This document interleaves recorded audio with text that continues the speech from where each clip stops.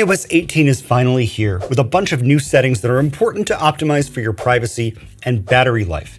And to make things more interesting, Apple hit the shuffle button in iOS 18's Settings app. So things are in different places than they used to be, but we'll walk you through that. Let's dive in. We'll start in Settings, and let's open the completely redesigned Battery section, and then tap on Charging. Let's talk about charge limit. The first thing to understand is that lithium-ion batteries, like the one in your phone, don't like to be charged all the way to 100%. And if you do charge it to 100%, they don't like to stay there for too long, because that can decrease your battery's longevity. In the past, Apple built optimized battery charging, where your iPhone would charge all the way to 80% overnight and then try to time it so that when you woke up, the battery was at 100%. But that never really worked as well as Apple had hoped. So they built in this charge limit slider. If you have good battery life and you want to maximize your iPhone battery's longevity, instead of using optimized battery charging, take this slider and let's just drag it down to 90%. You'll still have more than enough battery to make it through your day, and you'll keep your iPhone battery healthy for as long as possible. And pro tip, remember you turned this setting on, especially when your friends come to you complaining that their iPhone only charges to 80% or 90%. You can say, it's not broken, you just turned this setting on. Next, let's tap back to battery and then back to the main page of settings and tap on your name at the top of the screen. Then tap personal information and tap communication preferences. And I'll turn off these 3 switches to cut down on the number of emails I get every day. Now let's save some money. I'll tap back in the upper left-hand corner of the screen, back again, tap on subscriptions, and in here, take a look through this list and make sure you're not paying for any subscriptions you don't need to be paying for. You can see how many I've canceled in just the past year. To cancel one of these, just tap on the subscription and then tap cancel subscription. And the good thing about this is that you get to keep all the time that you've already paid for. It's just not going to renew at the beginning of the next month. You can always reactivate the subscription. These companies make it easy for you to give them your money. And a cool new feature I just found out about, subscription price increase. You get to pay $1 more a month. Check this out. If I tap See All Plans to view all the available plans, I can say, I'd rather not pay $12.99. I'll just keep paying $11.99 per month. Double click to subscribe. There's no guarantee that that's going to work for you, but it worked for me. Check out the other available plans on your subscriptions. You could save money. We go through a lot of settings in these videos pretty quickly. If you want to print out a PDF and go at your own pace, consider joining our channel. Just click the join button below. Next setting, I'll tap back to subscriptions, back to Apple account, back to settings, then tap cellular and tap on cellular data options, and let's talk about 5G. If you don't have a great 5G signal everywhere you go, tap LTE. It might actually be faster, true story, and I guarantee you will get better battery life. And while you're here, make sure to turn off the switch next to 5G standalone. There is no reason not to use 4G LTE if it's available. Let's tap back to the previous menu, and then I'll tap on data mode. Unless you have terrible Wi-Fi, stay away from allow more data on 5G. Standard is a pretty good option, but low data mode is one of my favorite hidden sleeper settings on iPhone. It's kind of a substitute for low power mode. It shuts down some of the most battery intensive things that happen in the background of your iPhone and just waits to do them until you're connected to Wi-Fi again, which is a win across the board. And last tip for the cellular section of settings, I'll tap back and I'll tap back again. And I'm going to scroll down to iCloud backup. Unless you never connect to Wi-Fi ever, there is no reason to have this switch turned on, because these giant file sizes both burn through your battery and your high-speed data cap. And if you go over that data cap, even with unlimited data, your plan is going to slow down. Speaking of Wi-Fi, let's go to Wi-Fi. Good segue. Tap back to settings and then tap on Wi-Fi. Then scroll all the way to the bottom and you have to wait a second and then tap on Ask to Join Networks. I recommend turning this off because random Wi-Fi networks are one of the easiest ways a hacker can spy on you and steal your information using what's called a man-in-the-middle attack. We're not going to get into that, But suffice to say that if you're at Starbucks, it's safe to use Starbucks Wi-Fi, but it's not safe to use some random network called Netgear or something like that at Dave's coffee shop, because who knows who's in charge of that.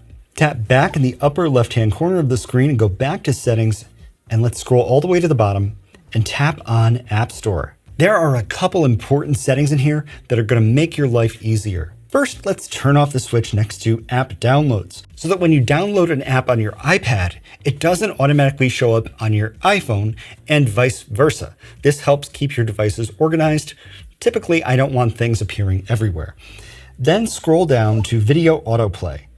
Tap on that to open it up and just turn this off so that when you're using the App Store app, your iPhone doesn't start randomly playing videos that drain your battery life. And tap back to App Store and make sure the switch next to in-app ratings and reviews is turned off.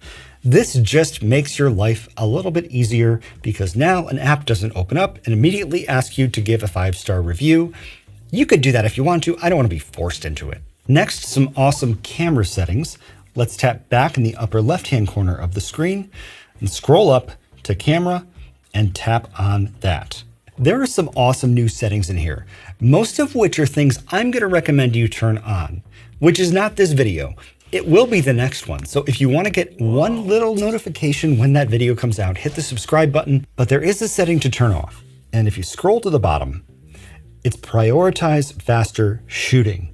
Intelligently adapt image quality when rapidly pressing the shutter.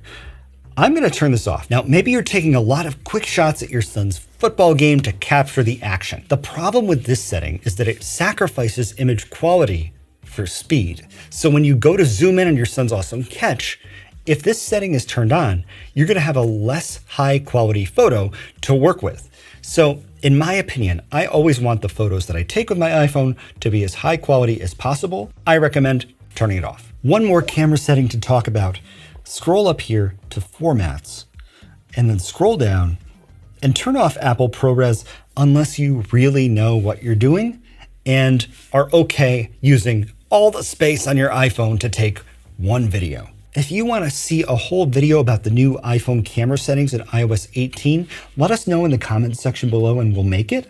Next up, let's tap back to camera in the upper left-hand corner of the screen, go back to the main page of settings, then tap to open up sounds and haptics, scroll all the way to the bottom, then tap on keyboard feedback. And right now I have sound turned on and haptic turned on.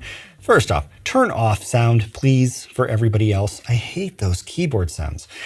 And haptic are the little buzzes that you feel when you tap on the keyboard. This is okay. Some people like them, some people hate them. I turn them off, saves battery life. Pretty much all the settings we talk about in this video save battery life.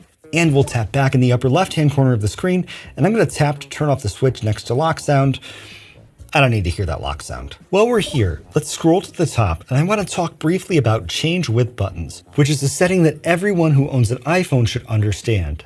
First off, this switch only has to do with your ringtone and alerts like your alarm clock. When the switch is on, you can use the volume buttons on the side of your phone to adjust the volume of ringtones and your alarm clock. When it's off, and I prefer it to be off, so I'll tap that switch, you set the volume of your ringtone and your alarm clock right here with the slider, but you can still use the volume buttons to control the volume of everything else on your phone.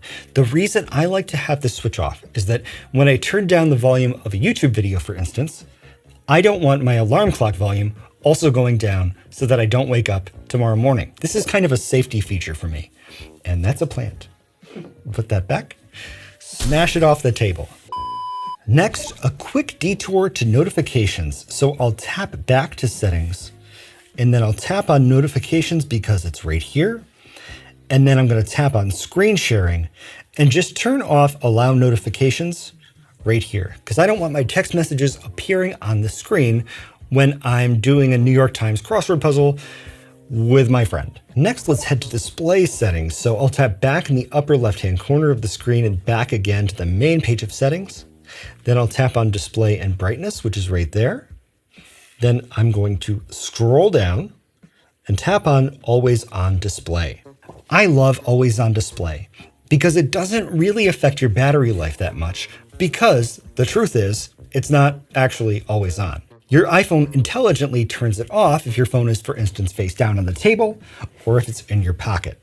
But I don't like the way it comes out of the box. I recommend turning off Show Wallpaper because the whole point of Always on Display for me is that it shows me useful information at a glance, not to show me a crappier version of my wallpaper. Next, let's tap back in the upper left-hand corner of the screen. You'll notice that I have Auto Lock set to Never, which is a bad idea, and True Tone turned off. This is only because we're recording a video right now. These are not my normal settings. Next, let's tap back to settings and talk about one of the most important sections of this video, privacy, which, if we scroll down, we will find with the hand, tap on privacy and security. First things first, let's tap tracking and turn off the switch at the top next to allow apps to request to track. This is another quality of life setting.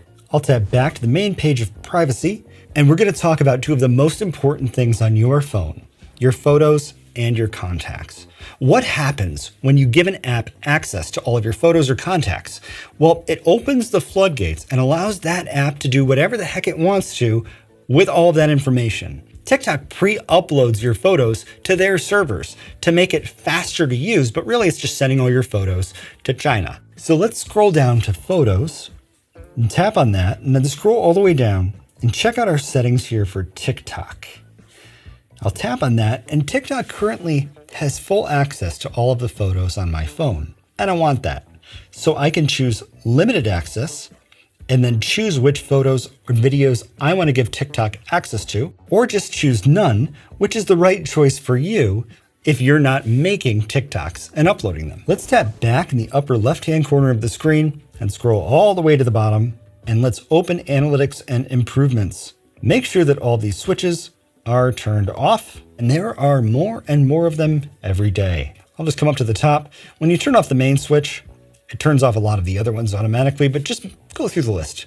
Let's let Apple improve their own products. I'll tap back again in the upper left-hand corner of the screen and tap Apple Advertising and turn off the switch here next to Personalized Ads. Now let's talk about GPS. I'll tap back in the upper left-hand corner of the screen, scroll all the way to the top, tap on Location Services. We've talked about this before, but it's just as important as ever for your privacy and your battery life. Go through this list. Watch out for anything that says always, because that means an app would have access to your location all the time, even when you're not using the app, even when the phone's in your pocket. We don't want that. It's a big battery drainer too. We've talked about this one before, and I'm sure I'll talk about it again, so I'm just going to keep zipping through here and tap on System Services. There are some new options in here, but as I always say, the only ones I recommend keeping on are compass calibration, emergency calls and SOS, find my iPhone, satellite connection, and share my location. Last time we said you might want to keep system customization on because Apple says for optimized battery charging to work, you need to have this setting turned on. But now we're not using optimized battery charging. We're just setting the limit ourselves. No more need to drain that battery with system customization. Then as we scroll down to the bottom here, turn off all the switches next to product improvement. And if you want to learn more about what all these system services actually do, well, we have a video on that. Check out the card above, link in the description below. Let's tap back in the upper left-hand corner of the screen, back again, and back to the main page of settings. Scroll up just a bit, and just like I have here on the desk, tap on the magnifying glass next to search. We're going to open up search, and I want to talk about this setting, improve search. And you thought I wasn't going to use this. I'll tap the switch here to turn it off. This stops Apple from collecting a list of the things that you search for on your iPhone, and by default, they're really collecting a lot of data here that you might not want them to have. And you thought I wasn't going to use this. Okay, I'm going to put this back here. Next up is setting you'll find refreshing. Tap back in the upper left-hand corner of the screen to settings, scroll up just a bit, tap on general, and then scroll down to background app refresh and tap on that. Background app refresh allows apps to download new content in the background when you're not using those apps. So it's a pretty simple concept, but it's a battery drainer. So tap on background app refresh here at the top. It's interesting, they kind of grayed out the on there. And then choose either off or Wi-Fi. Don't choose cellular data because it will drain your battery. We'll tap back in the upper left-hand corner of the screen, back again, and then back one more time to the main page of settings, and then scroll down to mail. We've done this before. Oh wait, mail's gone, along with a whole lot of other settings. Where have they gone? Well, into the apps menu. Apple relegated a lot of the apps that ship with your iPhone to this section of settings. Why? Some people are saying so they don't get sued by the EU quite as much. Let's go to mail, and I will use this little alphabet on the right side here. Just press and hold my finger on it and drag down to the M's. M's. And then I'll tap on mail. Familiar territory. Then we're going to go into mail accounts and then fetch new data. And make sure that push is turned off here at the top. When push is turned on, and an Apple lead genius told me this in my training, your iPhone maintains a connection to an email server asking, is there mail, is there mail, is there mail, is there mail, is there mail? With fetch, you decide how often your iPhone checks to see if there's new mail. Obviously, it saves a lot of battery life. So at the bottom here, just make sure that you choose an interval that works for you, like every 15 minutes. This just means that the mail app is going to check for new mail every 15 minutes or whenever you open the mail app. So most people will never notice a difference. Next, let's tap back to accounts, back to mail, back to apps, and then look for that familiar green icon down here in messages. Tap on that, then scroll all the way to the bottom and check this out, low quality image mode. Make sure that this switch is turned off. We want to send images in full, beautiful quality. So make sure the switch is off to turn full quality on. Tap back to apps in the upper left-hand corner of the screen, and let's go down to photos with a silent P, photos. Tap on that. Scroll down to show hidden album. Make sure that this switch is turned off. Otherwise, it's not really all that hidden. Tap back to apps, and we're going to go down to Safari. Tap on that. Make sure Preload Top Hit is turned off. Whenever you do a Google search on your phone, Safari goes ahead and preloads the top result because it thinks that's the one you're going to click on. But that uses battery life and data, and it's just not necessary most of the time, unless you always click on the first result and then go ahead. Scroll down all the way down here to Advanced. Tap on Advanced. Turn off the switch next to Privacy Preserving Ad Measurement, a setting that Apple keeps burying farther within the Settings app. When Privacy Preserving Ad Measurement is turned off, it means not that it's not private, it means that there's no ad measurement, not the privacy preserving kind. So it's actually more secure to have this turned off than to leave it turned on. It's a little bit ambiguously worded, but that's what we're here for. Everything else in here, though, leave it the way it is, unless you want your websites to break on you. Thank you very much for watching this video. We love making this video every year. And hit that subscribe button to get a notification in a few days when we release our video. It's kind of the opposite of this video about iPhone settings to turn on in iOS 18. We'll see you soon.